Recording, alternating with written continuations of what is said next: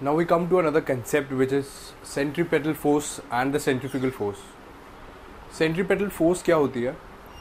आपने जैसे पढ़ा था कि जब तक एक whenever a body is traveling in a straight line, until and unless an external force applies on it, इसकी डायरेक्शन या फिर इसकी एक्सेलरेशन नहीं हो सकती. It will continue to move at the same velocity. But जब हम सर्कुलर मोशन देखते हैं तो सर्कुलर मोशन के अंदर लेटर सपोज कि एक डिस्क है and the disk is rotating with an angular velocity omega. ठीक है, अब इसके ऊपर एक ब्लॉक पड़ा है. इस ब्लॉक ये जब यहाँ पर पड़ा है तो it is also revolving around with the disk. Disk के ऊपर तो मान लिया हमने कुछ एक्सटर्नल फोर्स लगाई है, बट इसके ऊपर तो कुछ एक्सटर्नल फोर्स नहीं लगी.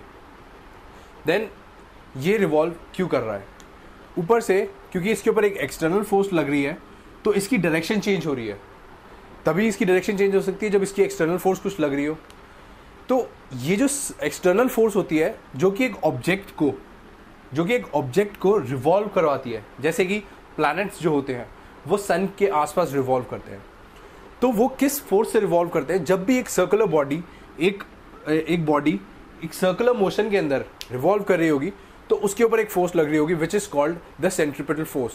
और ये वाली जो फोर्स है इसकी वजह से इस बॉडी की डायरेक्शन चेंज हो रही है.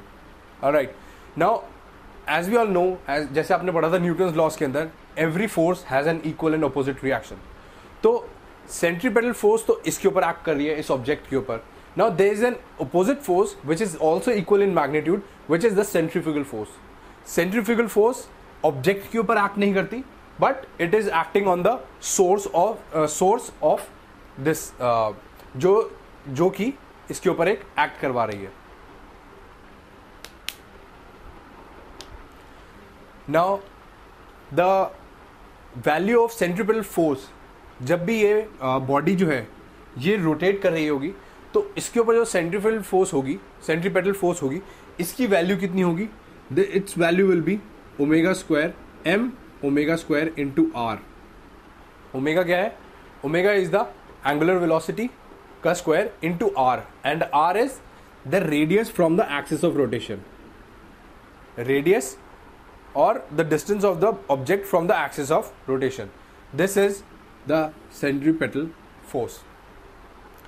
अब क्योंकि ये बॉडी इसके ऊपर है तो ये सेंट्रीपेटल फोर्स इसके पास लग रही होगी बाहर की डायरेक्शन में, यानी क्योंकि अब ये रोटेट कर रहा है. अगर आपने भी देखा होगा, जैसे हम कार के अंदर जा रहे हैं तो जब कार अगर हम टर्न लेती है, अगर हम ऐसे टर्न पे जा रहे हैं और कार ऐसे मूव कर रही है, तो आपने देखा होगा कि यहाँ इसके अंदर जितने भी ऑब्जेक्ट्स होते हैं, लेट अस सपोज कि पर्सन्स बैठे हैं, उनकी टेंडेंसी होती है कि वो बाहर की तरफ शिफ्ट होने लग जाते हैं.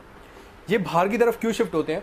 क्योंकि जब भी कोई बॉडी सर्कुलर मोशन के अंदर रोटेट करती है तो उसके ऊपर एक बाहर की डायरेक्शन में फोर्स लगती है which is called the centripetal force. अब ये सेंट्रीपेटल फोर्स इसके ऊपर भी लग रही होगी इस डायरेक्शन में. ऑलराइट, अब इस डायरेक्शन में फोर्स लग रही है बट फिर भी ये यहाँ पर रखा हुआ है, यानी डिस्क से बिल्कुल साथ है. तो इसका मतलब कोई और फोर्स होगी जो इस सेंट्रीपेटल फोर्स को बैलेंस कर रही होगी. ये फोर्स कौन सी होती है? यहाँ पर फोर्स ऑफ फ्रिक्शन होती है. तो अलग अलग केसेस में अलग अलग फोर्सेस होंगी जो सेंट्रीपेटल